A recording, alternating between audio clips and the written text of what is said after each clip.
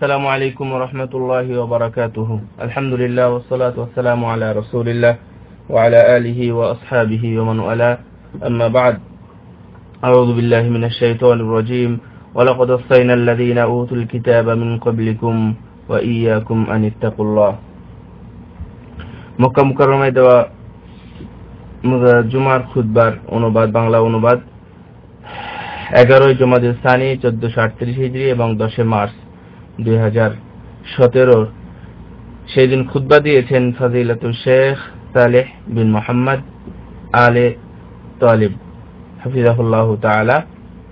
আর খুতবার বিষয় ছিল আযমু নি'মাতিন ওয়া নি'মুদ্দিন, সবচেয়ে বড় নিয়ামত হলো দিন, অর্থাৎ ধর্ম বা ইসলাম। আমাদের কাছে সবচেয়ে বড় নিয়ামত হলো ইসলাম। এ বিষয়ে উনি মাশাআল্লাহ কোরআন এবং সুন্নাহ থেকে অনেক কথা নিয়ে এসেছেন।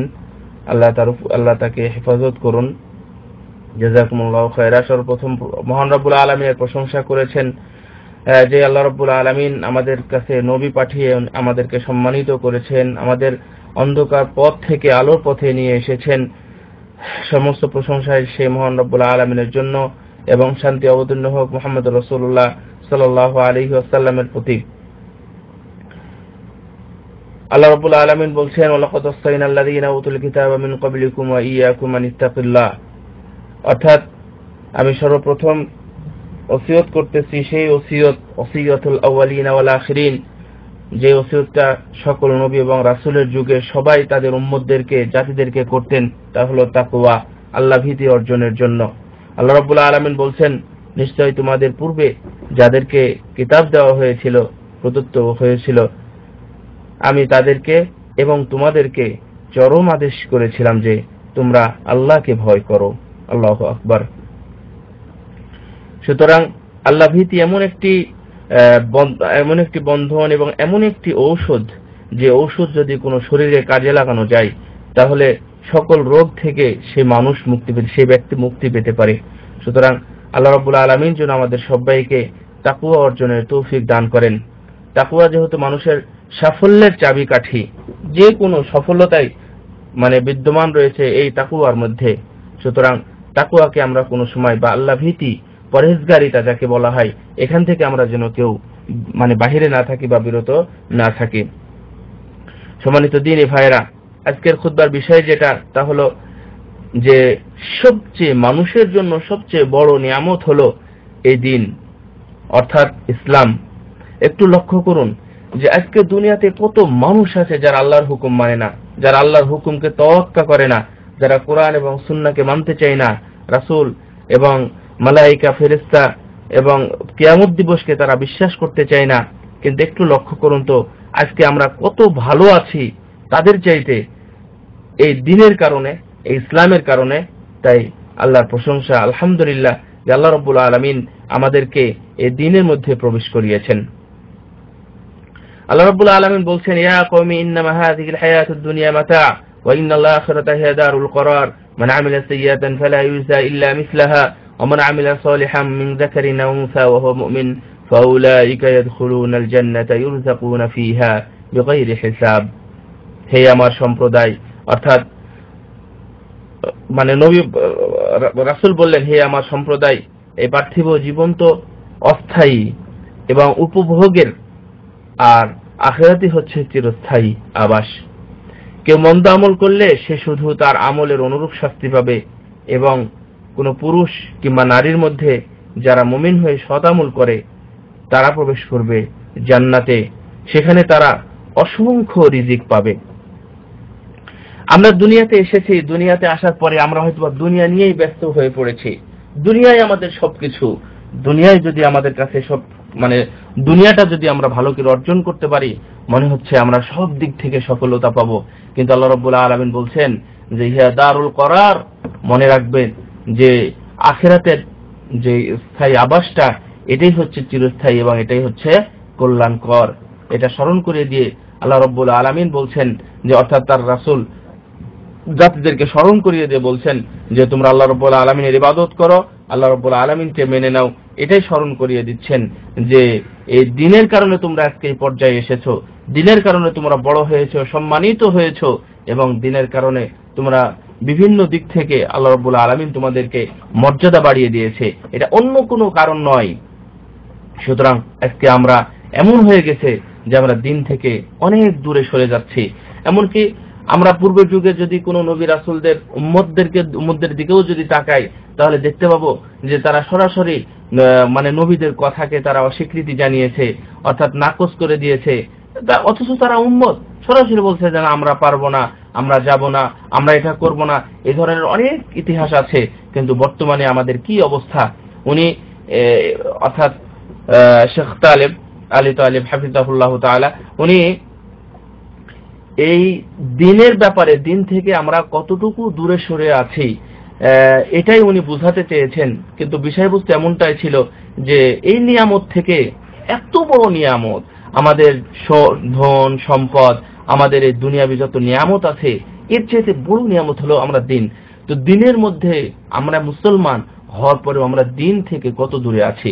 উনি শেষের দিকে একটি সুন্দর কথা বলেছেন যে এই দিনকে নাসারারাও নিয়ামত হিসাবে, বড় নিয়ামত হিসাবে গ্রহণ করেছিল, এবং আজকেও তারা মনে করে যে আমরা খ্রিস্টান। কেন? তাদের কাছে যে বিশ্বাস আছে যে আমরা দিনের মধ্যে আছি। তাহলে অথচ আজকে মুসলমান এটা মনে করে না যে মুসলমান। কথাটা আবার বলি, হয়তো অনেকে বুঝতে পারবেন না, যে খ্রিস্টানেরা ওরা মনে করে যে আমাদের কাছে দিন আছে, এজন্য আমরা শ্রেষ্ঠ জাতি, আমাদের কাছে দিন আছে এজন্য আমরা ভালো, আমাদের কাছে বড় নিয়ামত আছে। অথচ তাদের এই ধর্মটাই ভুল, তাদের এই খ্রিস্টান ধর্ম, নাসারা ধর্ম, এটাই ভুল। তারপরেও তারা এটা মনে করছে। কিন্তু হায়রে আফসোস, এই মুসলমানদের কাছে দুনিয়ার শ্রেষ্ঠ ধর্ম ইন্না দীনা ইনদাল্লাহিল ইসলাম, আল-ইয়াওমা আকমালতু লাকুম দীনাকুম ওয়া আতমামতু আলাইকুম নি'মাতি ওয়া রাদিতু লাকুমুল ইসলাম দীনা। আল্লাহ রাব্বুল আলামিন বললেন, আমার কাছে শ্রেষ্ঠ ধর্ম, প্রিয় ধর্ম হলো ইসলাম। আমি তোমাদের জন্য এই ইসলামের ব্যাপারে আমি রাজি খুশি হয়ে গেলাম।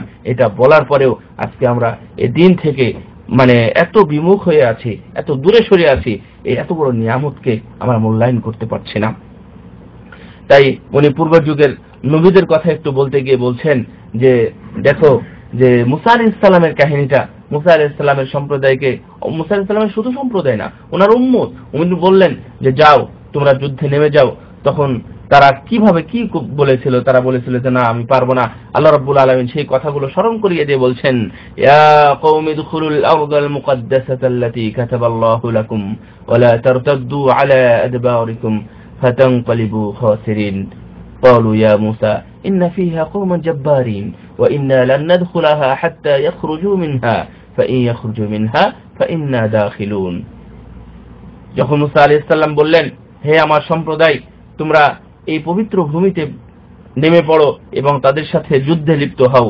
খবরদার তোমরা পিছনে হটো না, পিছনে হটলে অবশ্যই তোমরা ক্ষতিগ্রস্তদের অন্তর্ভুক্ত হবে।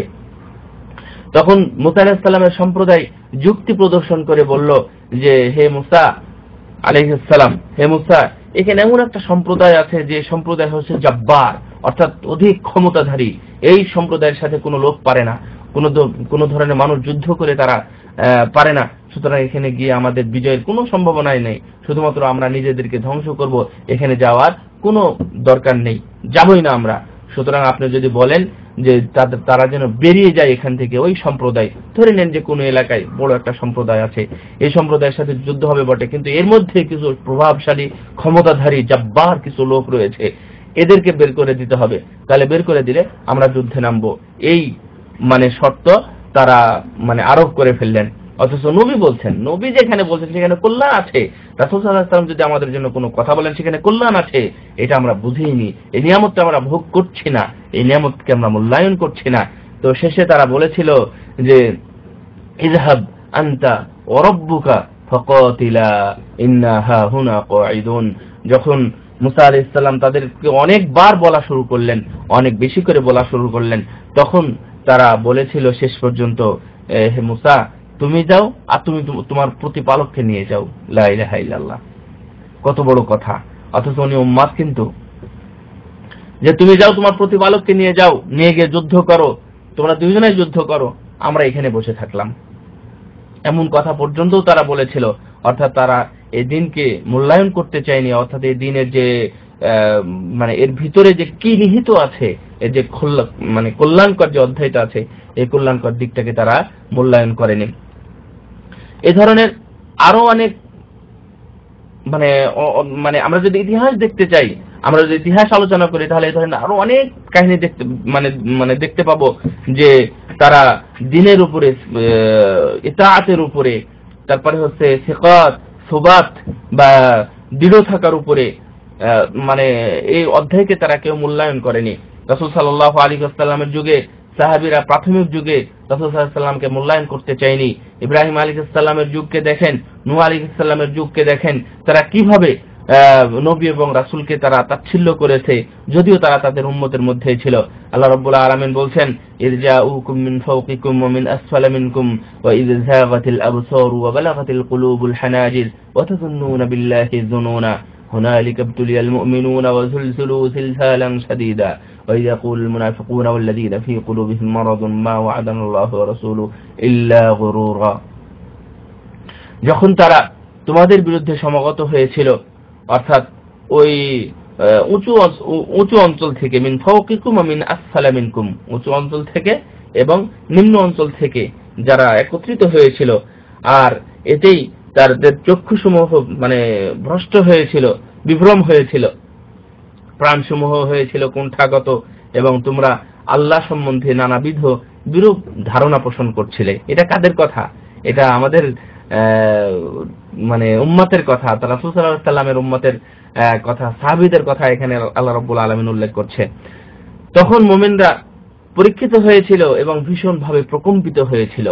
হুনালিকা ইবতুলিয়াল মুমিনুনা ওয়া জিলজিলু জিলজালান শাদীদা, মানে এমন কিছু দেখানো হয়েছিল যে মুমিনরা দিশেহারা হয়ে পড়েছিল, তারা ভয় পেয়ে গেছিল। আল্লাহ রাব্বুল আলামিন বললেন যে কুলুল আর তাদের কথা উল্লেখ করে বলছেন, এই সময় মুনাফিকরা এবং যাদের অন্তরে ব্যাধি ছিল তারা বলছিল যে আল্লাহ এবং তার রাসূল আমাদেরকে যে প্রতিশ্রুতি দিয়েছিলেন তা প্রতারণা ছাড়া কিছুই না, লা ইলাহা ইল্লাল্লাহ। অথচ দেখেন যে আল্লাহ রাব্বুল আলামিন আপনাদের একটা নিয়ামত দিয়েছেন, নবীর উপস্থিতিতে যুদ্ধ, এটাই তারা এরকম সন্দেহ পোষণ করেছে। আর আজকে আমরা দিন থেকে কত দূরে সরে আছি। আজকে দিনের অপব্যাখ্যা বিভিন্ন ভাবে করা হচ্ছে, কোরআন এবং সুন্নাহর অপব্যাখ্যা বিভিন্ন ভাবে করা হচ্ছে।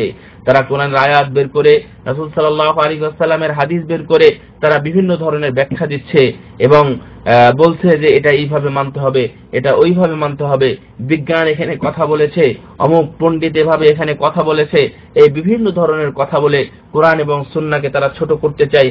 এবং আমাদের কাছে সবচেয়ে বড় যে নিয়ামত, এই দিন, এই ইসলামের মধ্যে আমরা ঢুকেছি বা প্রবেশ করেছি, অথবা আমরা জন্মসূত্রে এখানের মধ্যে আছি, এই নিয়ামতকে আমরা অতি তাচ্ছিল্য রূপে দেখছি।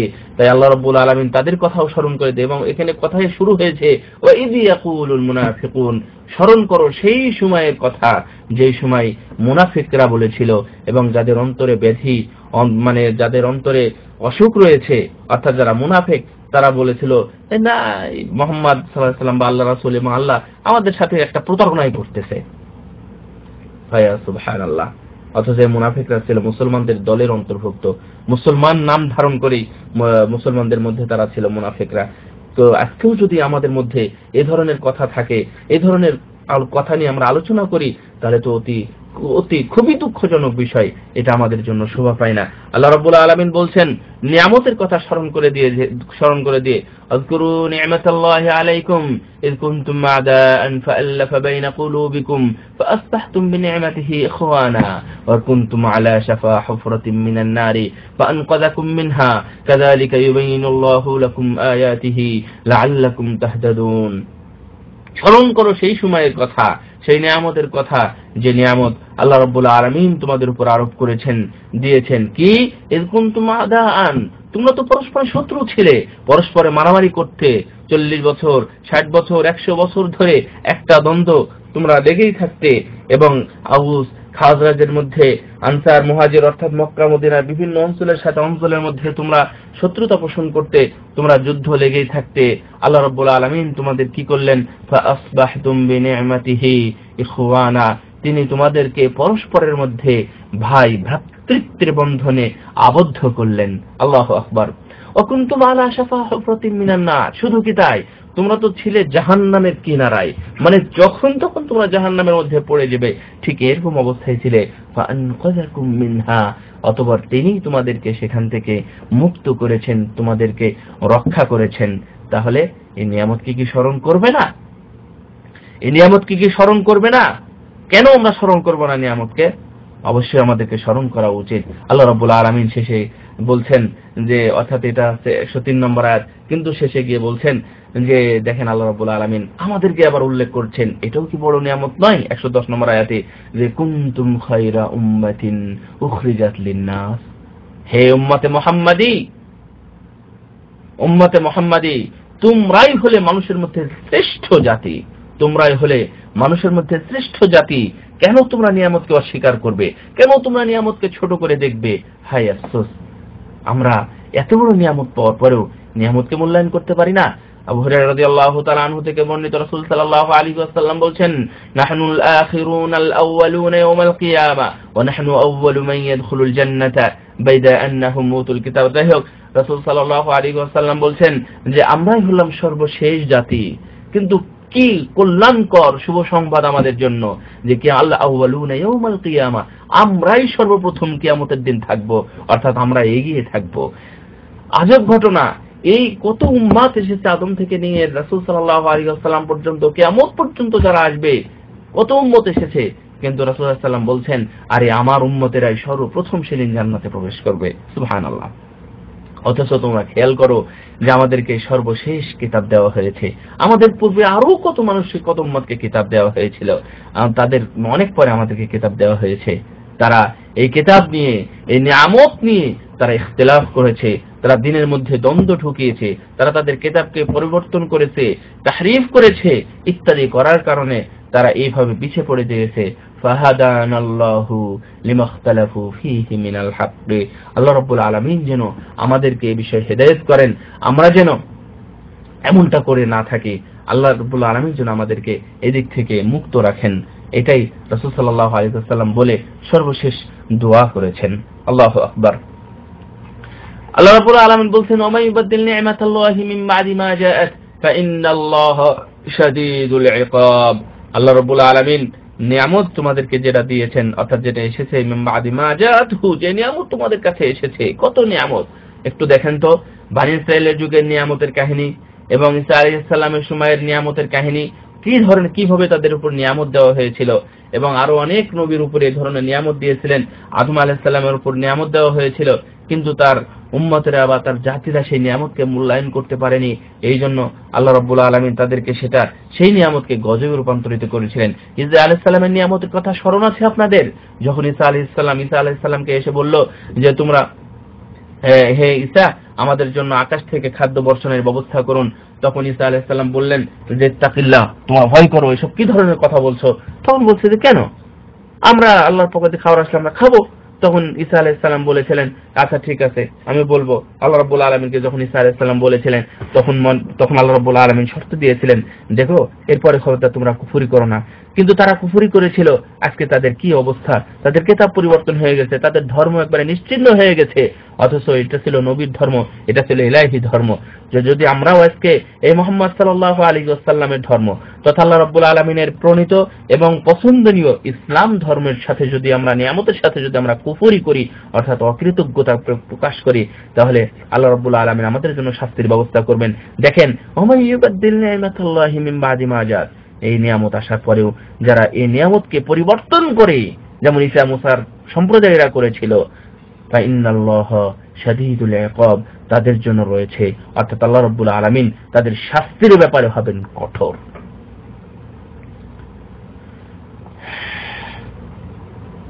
আযামু নি'মাহ হুয়া নি'মাতুদ্দিন, মনে রাখবেন সবচেয়ে বড় নিয়ামত হলো দ্বীনি নিয়ামত।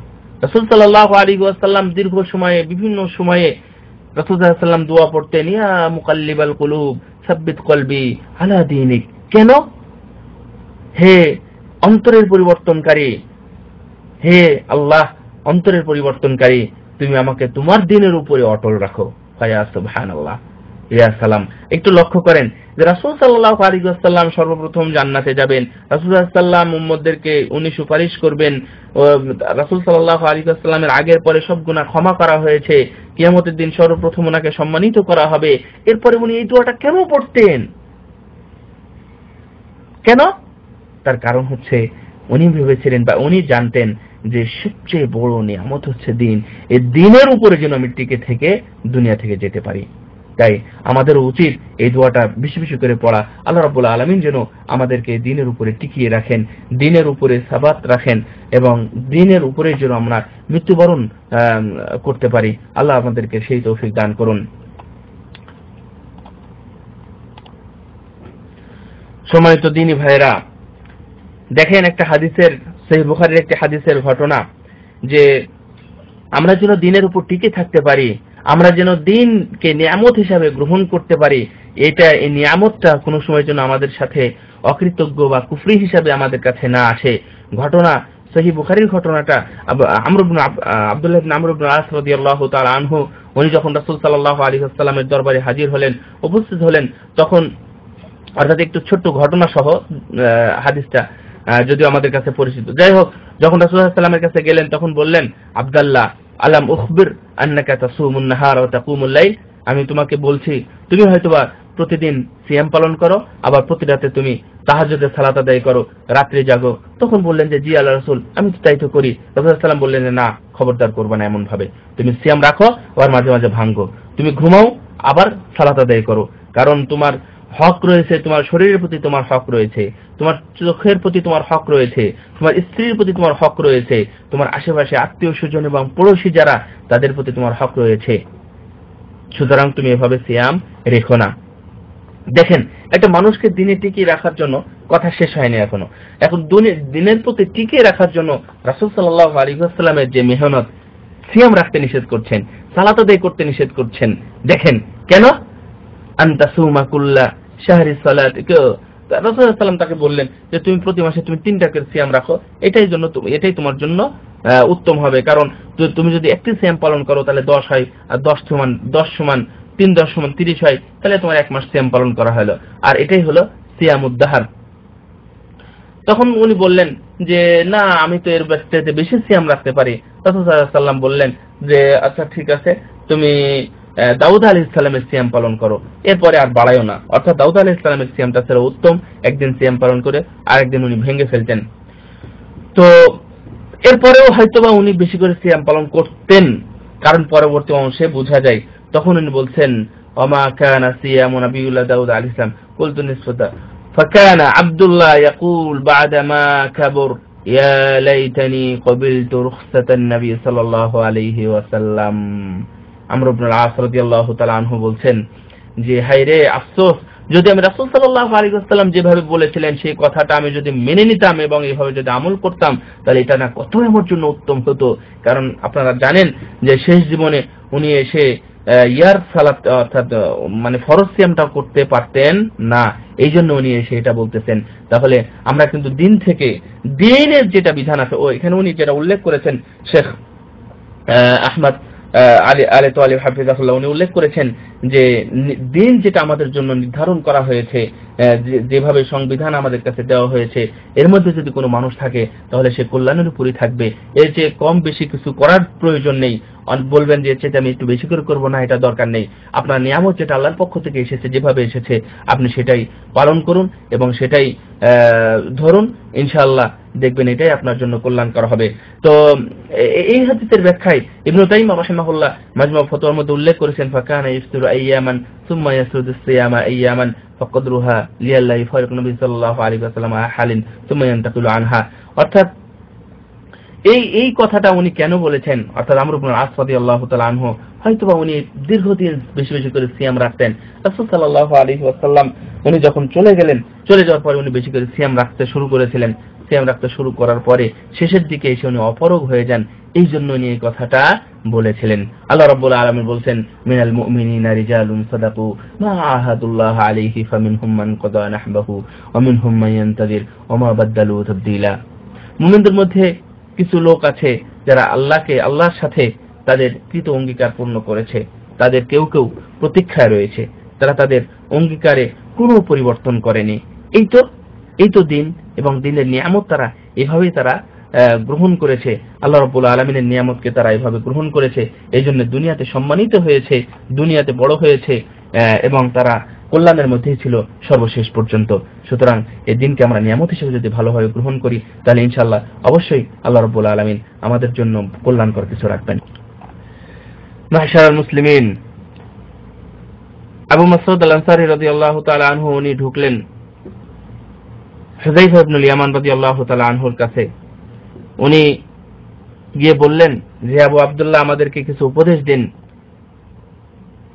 তখন উনি বললেন যে আসলে সময় কি ঘনিয়ে এসেছে? তখন উনি বললেন যে হয়তোবা সময় ঘনিয়ে এসেছে, অর্থাৎ আমি হয়তোবা কিছুদিন বেশি দিন থাকবো না। তো আমাদেরকে, অর্থাৎ উনি বললেন যে কিছুদিন থাকবো না। তাই উনি কিছু নসিহত করলেন। নসিহতের মধ্যে অন্যতম ছিল যে তোমরা দলাল যেটা, ভ্রষ্টতা যেটা, সেটাকে তোমরা চেনার চেষ্টা করো।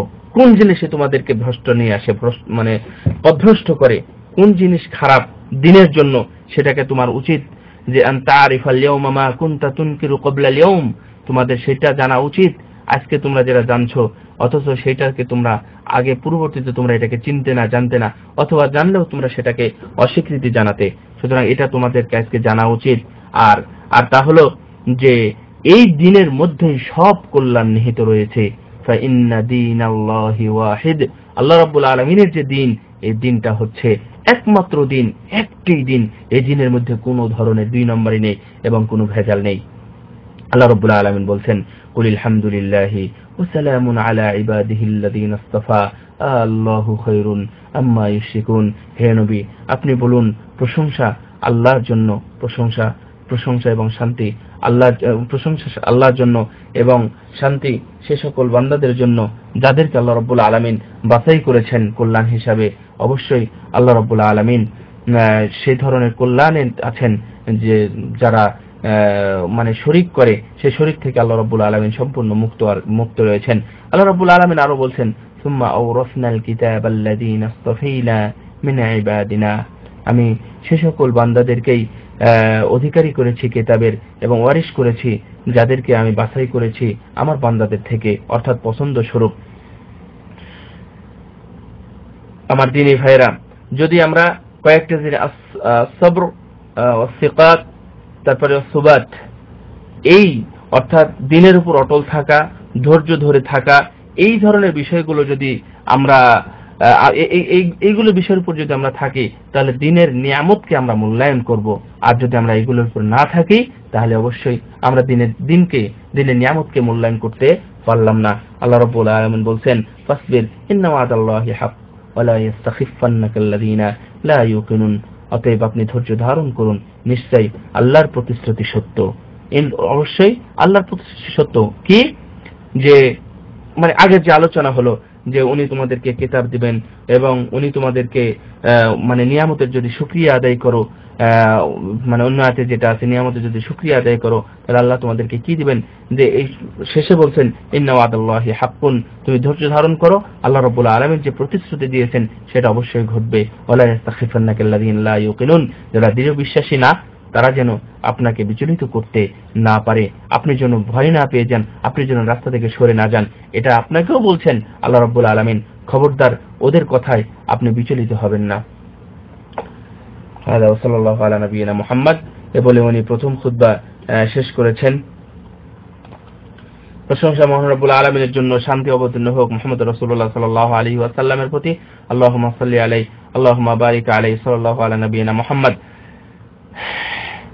আল্লাহ রাব্বুল আলামিন বলছেন, লাকাদ কানা লাকুম ফি রাসূলিল্লাহি উসওয়াতুন হাসানাতুল লিমান কানা ইয়ারজুল্লাহা ওয়াল ইয়াউমাল আখির ওয়া যাকারাল্লাহা কাসীরা, তোমাদের মধ্যে যারা আল্লাহ এবং আখিরাতের প্রতি বিশ্বাস রাখে এবং আল্লাহকে অধিক স্মরণ করে তাদের জন্য রাসূল সাল্লাল্লাহু আলাইহি ওয়াসাল্লামের মধ্যে রয়েছে উত্তম আদর্শ।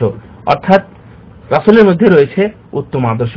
রাসূল সাল্লাল্লাহু আলাইহি ওয়াসাল্লাম উনি আমাদেরকে দিনটা কিভাবে রেখে গেছেন, উনি কোন নিয়ামতগুলো আমাদেরকে দেখিয়ে গেছেন, সেটা যদি আমরা ধারণ করতে পারি, রাসূল সাল্লাল্লাহু আলাইহি ওয়াসাল্লামের জীবনী থেকে যদি আমরা শিক্ষা গ্রহণ করতে পারি, তাহলে আল্লাহর যে নিয়ামত, সেই নিয়ামতটা আমরা ধারণ করতে পারবো এবং সেটা আমাদের কাছে উত্তম হবে।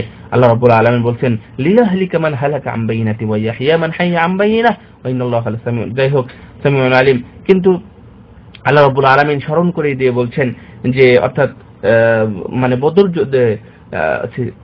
বদর যুদ্ধে কি ধরনের ঘটনা হয়েছিল সেটা স্মরণ করে দিয়ে বলছেন যা ঘটার ছিল আল্লাহ তা সম্পন্ন করেছেন, এবং সেটা হলো উভয় দলকে আল্লাহ রাব্বুল আলামিন তাদেরকে সমবেত করেছেন যুদ্ধক্ষেত্রে এক জায়গাতে, এবং যাদের ধ্বংস হওয়ার এখানে উনি উল্লেখ করেছেন যে তাদের মানে তাতে এতে যাদের ধ্বংস হওয়ার তারা তো ধ্বংস হয়েছে, এবং মানে সত্য সুস্পষ্ট রূপে প্রকাশ হওয়ার পর ধ্বংস হয়, এটাই ঠিক।